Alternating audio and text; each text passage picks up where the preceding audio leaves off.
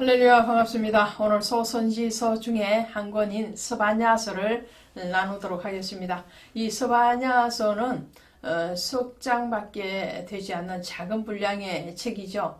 그럼에도 불구하고 하나님께서 신구약 전체에 이르러서 하시고자 하시는 말씀, 핵심이 들어있는 책이 바로 스바냐서라고 할 수 있겠습니다. 이 스바냐라는 선지자의 이름이기도 하고 책 이름이기도 한데요. 이 스바냐라는 이름의 뜻은 여호와께서 숨기시는 자, 감춰주신 자, 이런 뜻을 가지고 있습니다. 그러면 이 스바냐의 이름의 뜻을 이해하기 위해서 먼저 1장 1절을 보시면 우리가 이해가 되지 않을까 싶습니다. 자, 그러니까 유다의 왕 요시야의 시대에 이렇게 시작을 하죠. 그리고 스바냐의 혈통에 대해서 얘기할 때에 히스기야의 현손이요 이렇게 되어 있습니다. 요시야 왕의 시대에 이 스바냐서가 기록되어졌다는 것이 나타나고 있죠. 이 요시야 왕은 유다의 16대 왕입니다. 근데 16대 왕 이전에 왕이 누군가를 보시면 히스기야의 현손이라는 것은 히스기야의 4대 손이다라는 거죠. 이사야 선지자도 그렇고요. 다니엘도 그렇고요. 왕족이고 또 귀족의 출신인 선지자였지만 그들을 소개할 때는 이렇게 4대 손까지 올라가지는 않았습니다. 근데 히스기야가 유독 히스기야의 시대까지 나타내고 있다라는 것은 이 요시야와 히스기야의 공통점이 뭔가 하니까 종교개혁이죠. 말씀을 다시 회복하고 예배를 회복하는 왕, 유다의 선한 왕 중에 빼놓을 수 없는 왕이 바로 이 16대 왕이었던 요시야 왕입니다. 그리고 이 히스기야 왕은 몇 대 왕이냐면은 13대 왕이죠. 그러니까 13대부터 16대인 요시야 왕까지 살았던 사람이 이 스바냐입니다. 그런데 종교개혁을 했던 이 두 왕 사이에 가장 악한 왕인 므낫셋 왕이 자리를 잡고 있습니다. 히스기야의 노년에 낳은 아들이 이 므낫셋이죠. 그래서 므낫셋이 왕권을 잡고 55년 동안 악행의 왕으로서 활동을 하게 되죠. 그래서 이 므낫셋 왕 때 이사야 선지자가 활동을 했고요. 그 이사야가 일설에 의하면 므낫셋에 의해서 톱으로 켜서 죽임을 당한 걸로 우리가 알고 있죠. 그래서 이 므낫셋은 자식을 불에 태워서 이방 신에게 제사를 드릴 정도로 굉장히 악한 왕이었고 예배를 무너뜨린 대표적인 왕이 이 므낫셋 왕입니다. 55년간 치리를 했고요. 그 므낫셋의 아들인 아몬이 등장을 해서 또 2년 동안 유다를 다스리게 됩니다. 그래서 이 므낫셋부터 아몬까지 57년 동안 예배가 무너져 있습니다. 율법이 무너져 있습니다. 그런 상황에서 하나님이 스바냐를 이 므낫셋의 그런 핍박과 압제로부터 감추고 숨겨두셨다가 이 요시야 시대에 요시야를 숨겨두었다가 왕으로 등장시키시는 것처럼 선지자인 스바냐를 등장시킨 것을 보게 되죠. 그러니까 스바냐가 요시야가 어린 나이에 왕이 되어서 종교개혁을 일으키기 이전인 BC 622년에 이 스바냐를 통해서 하나님이 경고의 말씀을 주시는 것을 보게 되죠. 요시야가 그런데 31년 동안 다스리고 난 뒤에 불행하게도 일찍 죽음을 당하고 말죠. 전사하고 맙니다.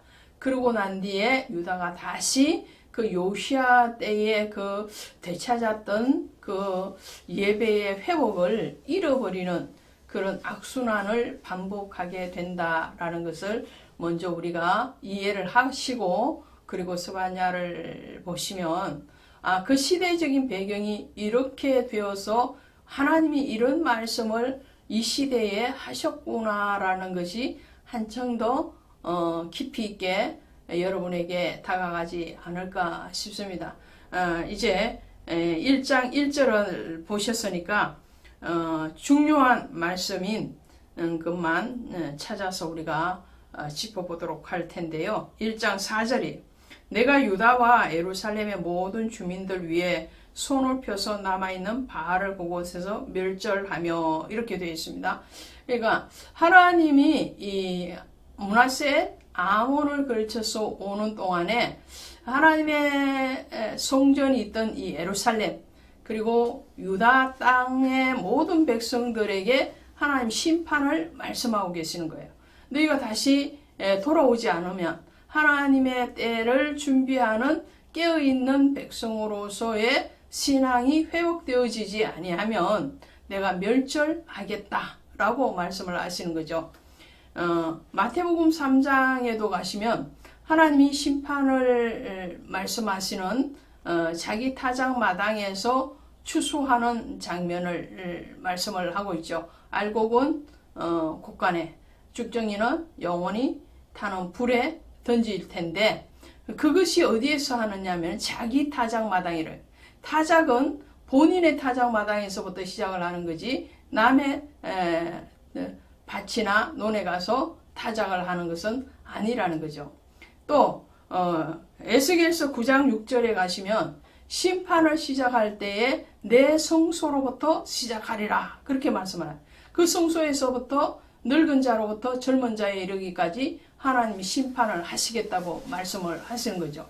오늘 하나님은 이스라엘 외곽에 있는 이방인들에 대한 심판을 말씀하시기 이전에 먼저 유다와 예루살렘에 대한 심판을 말씀을 하시는 거죠. 이방인들은 믿지 아니한 것이 곧 심판입니다. 그러나 믿음 안에 있다 하면서도 예수 안에 있다 하면서도 그 예수의 진정한 사랑과 긍휼 안에 들어와 있지 아니한 그리스도의 생명 안에 있지 아니한 그 사람들을 하나님은 심판하겠다라고 말씀을 하시는 것을 보게 됩니다. 그것이 7절에 다시 한번 이렇게 말씀을 하는 거예요. 주 여호와 앞에서 잠잠할지에다 이는 여호와의 날이 가까웠으므로 이렇게 여호와의 날이 스바냐서의 중요한 주제어입니다. 이 여호와의 날이 가까웠다라고 7절에서 말씀하는데 14절에 가시면 여호와의 큰 날이 가깝도다 가깝고도 빠르도다 여호와의 날의 소리로다 라고 말을 해요. 그러니까 여호와의 날, 여호와의 큰 날 같은 뜻이죠. 좀 더 점층적으로 강조하고 있는 여호와의 큰 날이 되는 거예요. 이 여호와의 큰 날, 여호와의 날이 가깝고도 가깝도다. 심판이 가까웠다라는 거예요. 근데 여호와의 날은 어떤 날인가요? 바로 메시아의 날이요. 그 메시아의 재림을 얘기하는 거죠. 여호와의 날에 대해서 주님이 말씀을 하시면서 오늘 스바냐를 통해서 말하는 여기서의 여호와의 날은 바로 유다의 심판을 얘기하는 거예요. 지금 3절, 4절에서 우리가 봤잖아. 멸절하리라. 유다와 예루살렘의 모든 주민들을 멸절하리라. 반복해서 말씀하시는 이 멸절의 날이 바로 여호와의 날. 누구에게 멸절을 먼저 시작한다고요? 성소 안에 있으나 성전 안에 있으나 하나님 안에 진정한 그리스도의 인으로서 들어와 있지 않는 야훼 하나님의 백성으로서의 삶과 신앙이 되어 있지 않는 그 사람에 대해서 하나님은 심판하시리라 라고 말씀합니다. 그 반대편에 있는 사람은 어떤 사람일까요? 당연히 구원받는 생명 안에 들어오는 날이 되겠죠. 그래서 여호와의 날은 의인에게는 기쁨과 영광이 되지만 악인에게는 심판과 고통이 되는 날이 바로 여호와의 날, 여호와의 큰 날이 되는 거죠. 말라기서 3장 16절에 가시니까 여호와를 경외하는 자와 그 이름을 존중히 여기는 자를 위하여 여호와 앞에 있는 기념책에 기록하였느니라 라고 말씀하세요. 그러니까 이 똑같은 심판의 날인데 어떤 사람에게는 영원한 영벌이 되는 것이고 어떤 사람에게는 영원한 생명이 되는 날이 바로 여호와의 날 기준점이라는 거죠. 예수 그리스도께서 십자가를 지실 때에 양쪽에 강도들이 있죠. 한 사람에게는 구원이 선포되었지만 한 사람에게는 영원한 심판이 선포되어지는 것처럼 예수 그리스도를 기준으로 해서 예수 그리스도 그분을 믿느냐 믿지 않느냐 그것에 따라서 심판이냐 구원이냐가 달라지게 된다는 거죠. 그래서 하나님께서는 이 스바냐를 통해서 지금 예배를 잃어버리고 거룩한 삶에서 떠나 있는 유다와 예루살렘 모든 성민들에게 하나님은 너희가 본질적인 하나님의 자녀로서 돌아오지 아니하면 그 날은 크고도 괴로운 그런 심판의 날이 될 것이라 라고 말씀을 하시는 거예요. 7장 하반절에 보시니까 여호와께서 희생을 준비하고 그가 청할 자들을 구별하셨음이니라 라고 말씀해요. 여호와께서 희생을 준비했다라는 말씀은 유다의 심판을 준비하고 계신다라는 말씀이에요. 그가 청할 자들, 하나님이 청할 자들이 누구신가요? 유다 백성이면 좋겠는데 여기서는 그런 의미로 쓰여진 것이 아니고 바벨론을 청했다라는 말씀이에요. 이 바벨론을 들어서 유다를 멸절시키실 것이고 예루살렘 성을 파괴시킬 것이다. 왜요? 그 본질이 흐려져 있으니까. 예루살렘 성전에서 하나님을 예배해야 되는데 그때 우상을 지금 예배하고 있기 때문에 실질적으로 이 므낫세 시나 아몬의 시대는 예루살렘 성전이 훼손되어졌습니다. 하나님을 예배하는 것이 아니라 이방신을 예배하고 자기를 위해서 예배하는 그런 거룩한 성전이 아닌 훼손된 성전을 가지고 있었단 말이죠. 그것이 8절에 이렇게 나와 있죠. 여호와의 희생의 날에 내가 방백들과 왕자들과 이방인의 옷을 입은 자들을 벌할 것이며 라고 말씀을 합니다. 여호와의 희생의 날이 여호와의 날이죠. 그러니까 바벨론을 통해서 유다를 심판하실 그 날에 이런 말씀이죠. 그 날에 어떻게 해요? 모든 방백들, 왕자들, 그리고 지도청, 고위청, 왕족들을 멸할 것이며 이방의 옷을 입은 자들, 이방인의 옷을 입은 유대의 옷을 입어야 되는데 이방의 옷을 입었다 이런 말이잖아요. 하나님의 의의 옷, 공의의 옷, 세마포 흰 옷을 입어야 되는데 세상의 옷, 무화과 나무 잎의 옷을 입었다라는 거죠. 불의의 옷을 입고 있다라는 거죠. 마태복음 22장에 가면 혼인잔치에 비유해서 주인이 거리에 나가서 모든 사람을 청해서 데리고 오잖아요. 청함 받았어요. 그런데 청함 받은 사람들 중에서도 택함 받지 못하고 내어 쫓기는 사람이 있었다는 거죠. 그 내어 쫓김의 이유가 무엇이냐면 예봇을 입지 않았다라는 거죠. 그 예봇이 바로 하나님의 옷, 예수 그리스도의 보혈의 옷이요, 세마포 흰 옷이요. 그 옷은 바로 주님께서 친히 입혀주신 거룩한 가죽 옷이 되는 거죠. 그런데 그런 것들을 입지 아니하고 이방인과 같은 그런 옷을 입었을 때에 그 혼인잔치에 내어 쫓김을 당하는 것 같이 오늘 여호와의 날에 이방인의 옷을 입은 자들을 내어 쫓겠다라고 말씀을 하시는 거죠. 자, 이것은 스바냐를 기준으로 보면 시대적인 배경을 보면 하나님 앞에 예배와 삶이 회복되어지지 않는 유다를 심판하는 시점이요. 오늘날로 보면 예수 그리스도께서 다시 재림하셔서 영원한 구원과 영원한 심판으로 판결하실 그 여호와의 날을 말씀을 하고 있다고 하겠습니다. 실질적으로 요시아가 젊은 나이에 죽고 난 뒤에 그 이후에 등장하는 4명의 유다의 왕들은 하나같이 하나님을 떠난 왕들이었습니다.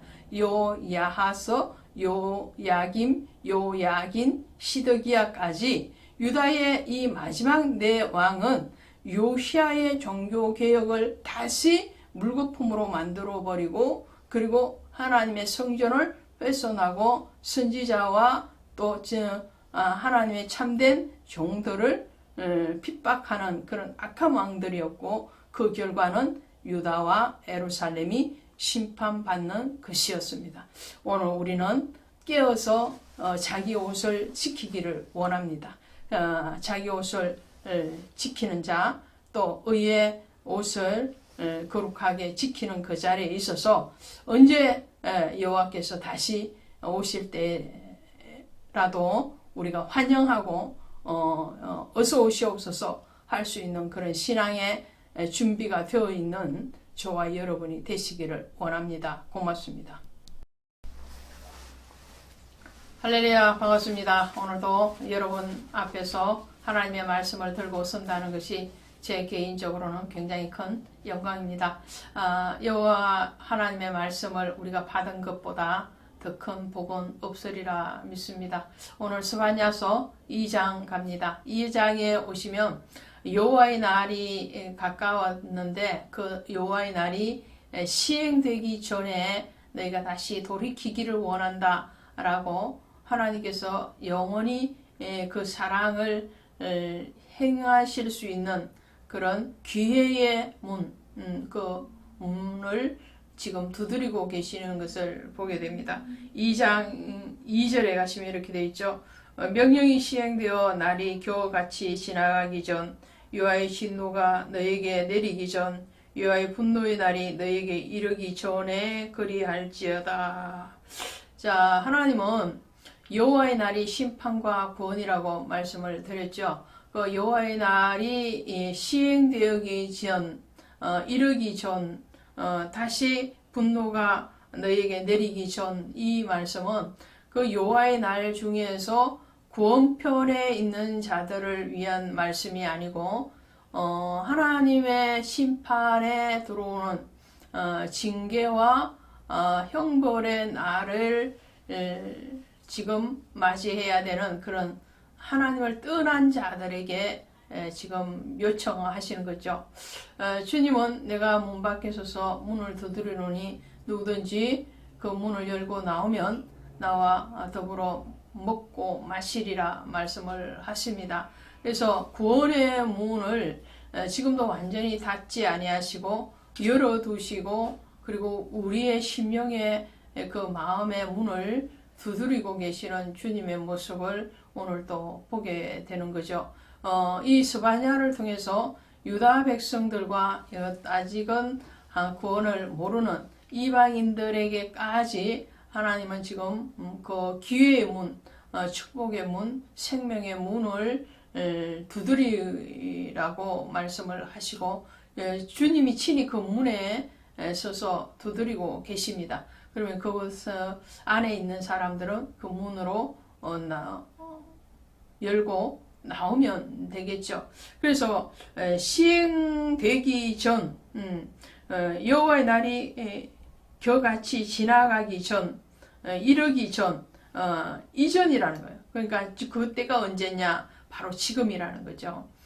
심판이 언제 올지 모르니까 여호와의 날에 대해서 그 날과 그 시는 오직 아버지만 아신다고 그랬잖아요. 그러니까 아버지만 아신다는 것은 비밀 속에 쌓여 있다라는 거죠. 그 징조가 드러날 때마다 가까워 왔다는 것을 감지를 하지만 정확하게 언제인지는 알지 못하기 때문에 바로 지금 우리는 깨어서 그 구원의 문 안으로 들어가야 될 뿐만 아니라 주님이 원하시는 그 지점으로 향하고 있어야 된다라는 거죠.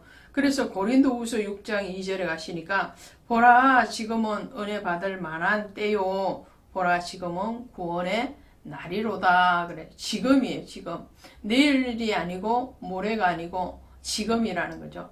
또 어떤 분들은 과거에 자신의 신앙에 대해서 자랑을 하시는 분들을 많이 보게 됩니다.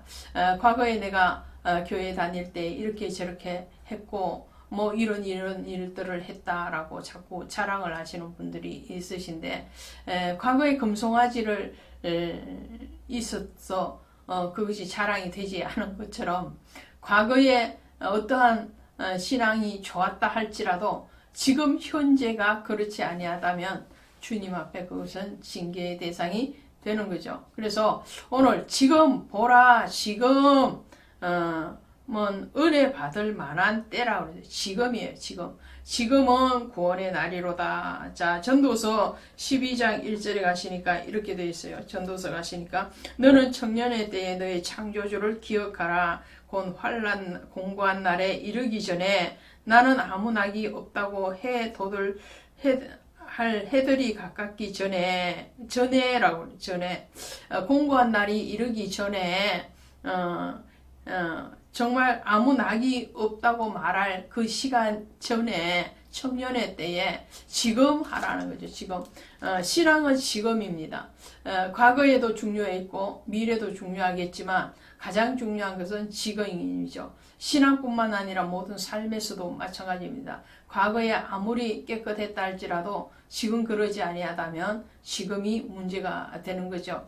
과거에 아무리 충성을 했다 할지라도 지금 그 충성의 자리에서 떠나가 있다면 지금이 문제가 되는 겁니다. 그러므로 과거에 비록 하지 못했다 할지라도 과거에 깨닫지 못했다 할지라도 지금 깨닫고 지금 한다면 그 사람에게는 축복이 있을 것입니다. 그래서 오늘 주님은 말씀하시는 거예요. 겨같이 지나가기 전에 하나님의 진노가 너에게 내리기 전에 분노가 이르기 전에 지금 하라라고 말씀합니다. 신앙은 바로 지금부터입니다. 오늘 이 시간 이 말씀을 들으시는 지금부터 다시 새롭게 출발하실 수 있기를 원합니다.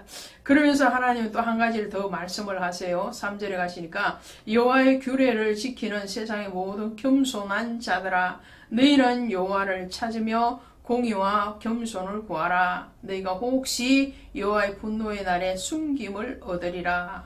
자, 1절, 2절은 하나님을 아직 온전히 영접하지 아니하고 혹은 영접했다 하더라도 떠나 있는 사람들을 향하여서 다시 지금부터 다시 시작해라 라는 말씀이라면, 이 3절은 여전히 그리스도의 은혜 안에 있는 사람, 하나님의 앞에 경외함으로 신앙을 지키고 있는 그 사람들에게 하는 권면이라고 할 수 있겠죠. 여호와의 규례를 지키는 세상의 모든 겸손한 자들 그랬잖아요. 그래서 여기서 이 3절에서 요청하시는 것은 너희가 공의와 겸손을 구하라. 그 겸손의 자리를 떠나지 말아라 라는 거죠. 공의는 하나님의 의죠. 하나님의 의, 공평한 사랑에 대해서 말씀을 하시는데, 그러면서 겸손을 같이 말씀을 해요. 겸손은 어떤 걸까요? 우리가 다른 사람들 앞에 겸손을 하게 행한다 라고 했을 때 말 어투가 고분고분하고 그리고 태도가 조신하면 그 사람은 겸손하다, 이렇게 세상적으로 말을 할 수도 있겠습니다. 그러나 하나님 앞에 정말 겸손하다라는 것은 자기를 부인하는 겁니다. 주님이 제자들에게 말씀을 하셨죠. 누구든지 나를 따르려 하는 자는 자기를 부인하고 날마다 제 십자가를 지고 나를 쫓을 것이니라 그랬어요. 그래서 자기를 부인한다는 것은 나를 내려놓는다는 거죠. 주님 앞에 나를 내려놓고 나의 생각, 나의 어떤 경험, 나의 어떤 지식, 이런 것들을 내려놓고 주님 앞에 다스림을 받겠습니다. 이것이 진정한 겸손인 거죠. 그것이 자기 부인인 거죠. 그 자기 부인을 하라는 거죠. 마태복음 5장에 가시면 산상수훈에서 주님이 복에 대해서 말씀을 하십니다. 그 복에 대해서 말씀하시죠. 심령이 가난한 자는 복이 있나니 천국이 저희의 것이요 그랬어요. 심령이 가난하다, 이 삶이 가난하다 그렇게 말씀하지 않아요. 재정이 가난하다 그렇게 말씀하시지 않고 심령이 가난한 자, 그 심령이 가난하다는 것은 주님의 그 하늘의 보화를 가지기를 원한다는 거죠. 내 심령에서 그리스도의 나라가 이루어지기를 원하는 그런 간절함이 있는 사람, 또 애통하는 자는 복이 있나니 저희가 위로를 받을 것이며 그랬어요. 그 애통한다는 것은 무엇에 대해서 애통을 하는 건가요? 자기의 허물과 죄에 대해서 회개하고 애통하는 자, 자기 의가 없는 거죠. 나의 의가 없고 오직 공이신 하나님의 의를 인정하고 그 의를 바라보는 자는 위로를 받을 것이다 라고 말씀합니다. 온유한 자는 복이 있나니 땅을 기업으로 받을 것이오며, 그래서 온유하다는 것도 겸손, 세상적인 겸손에 비유되어지는 것이 아니고 그 겸손은 어떤 겸손인가요? 하나님의 다스리심에 온유한 거예요. 하나님의 주권에 대해서 인정할 뿐만 아니라 복종되어지는 그런 온유한 자죠. 자, 이렇게 마태복음 5장에서 나오는 이 팔복 산상수훈에 나오는 그런 자세의 신앙, 그 신앙이 바로 겸손한 자애가 구하는 신앙이죠. 그래서 베드로전서 5장 6절에 가니까 그러므로 하나님의 능하신 손 아래서 겸손하라, 때가 되면 너희를 높이시리라 그랬어요. 하나님을 바라보는 거예요. 하나님을 바라보는 그 겸손입니다. 정말 겸손의 어떤 기준이라 하면 하나님의 주권, 예수 그리스도의 다스리심에 대해서 순종되어지느냐, 순종되어지지 않느냐, 그것이 바로 겸손이라 할 수 있죠.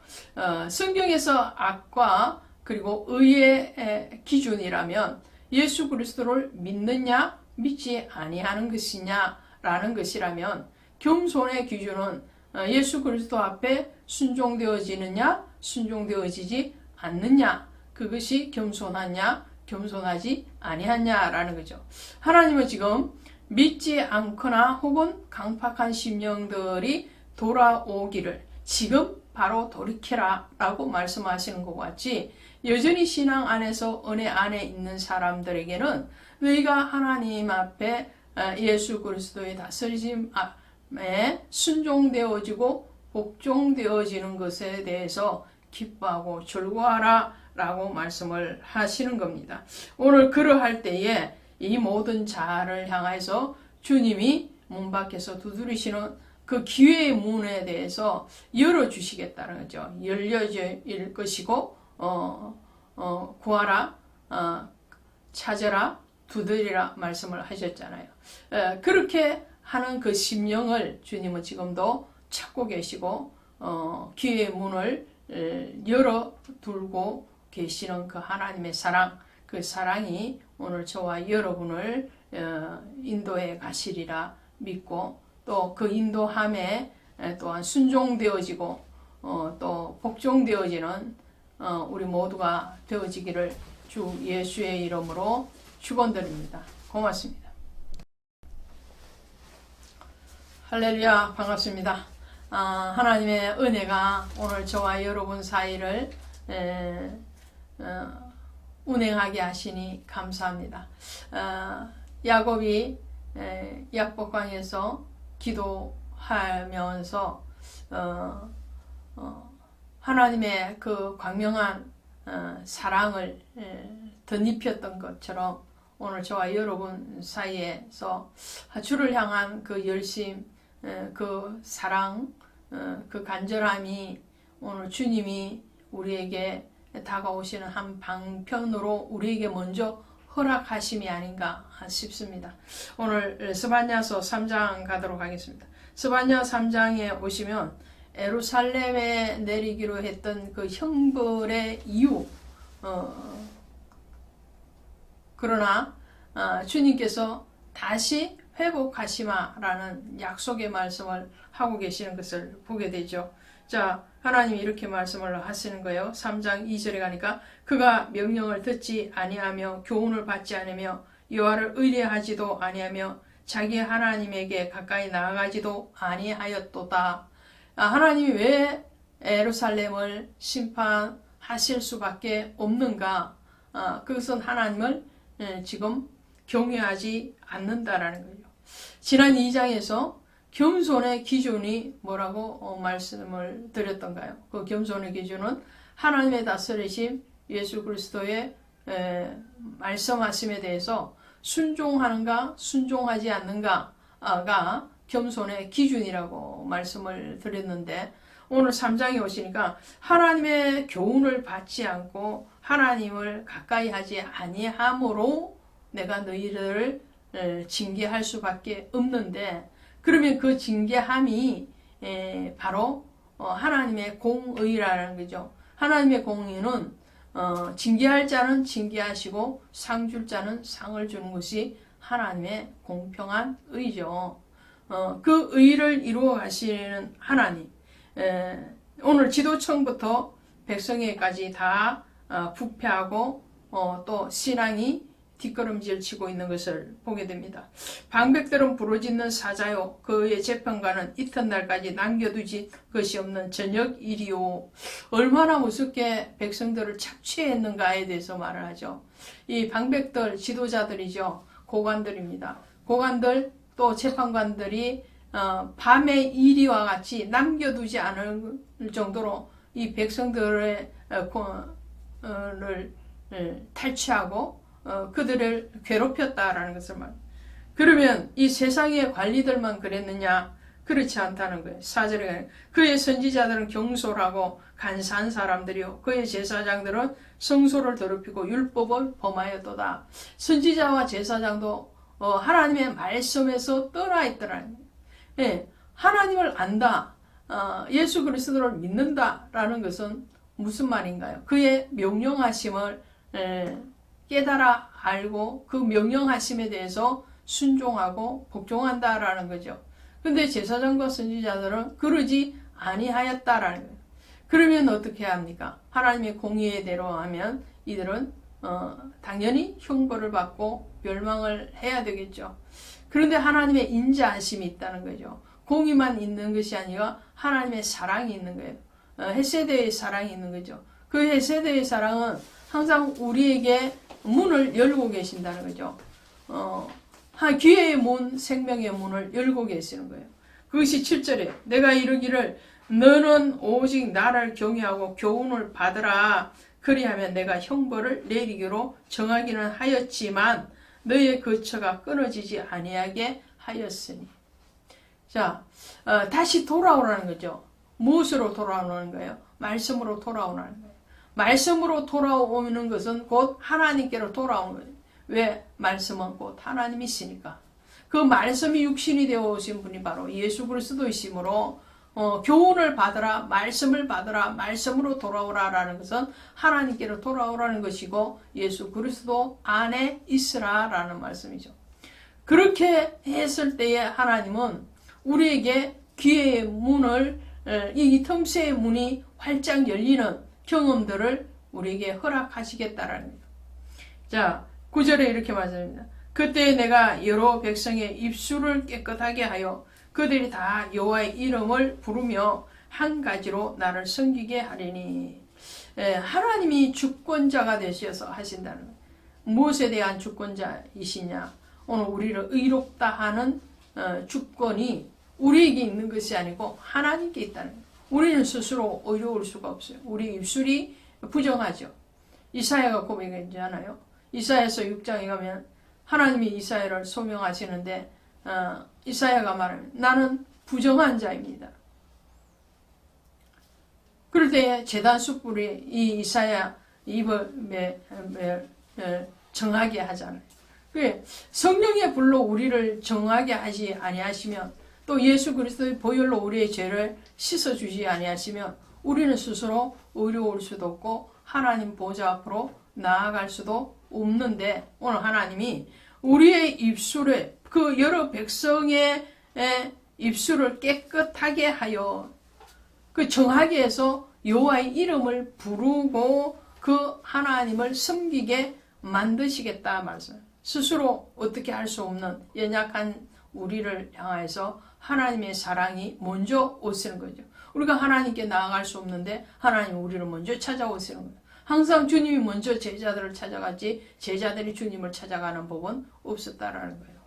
자, 그렇게 되어져서 하나님은 회복을 노래하게 하십니다. 14절부터 회복을 노래하죠. 시온에 따라 노래할지어다. 이스라엘아 기쁘게 부를지어다. 예루살렘 따라 전심으로 기뻐하며 절구할지어다.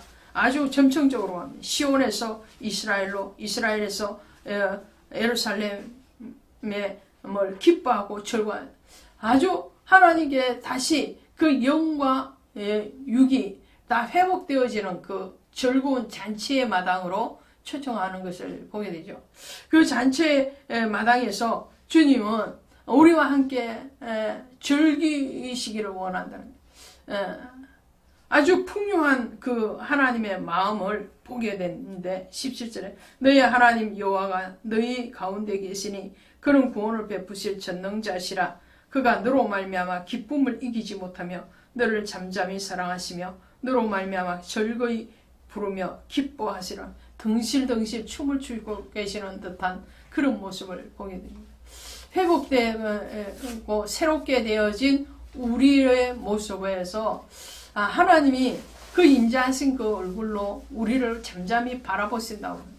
우리를 바라보실 때에 우리로 인하여서 기쁨을 이기지 못하니 그 기쁨이 너무 충만하다는.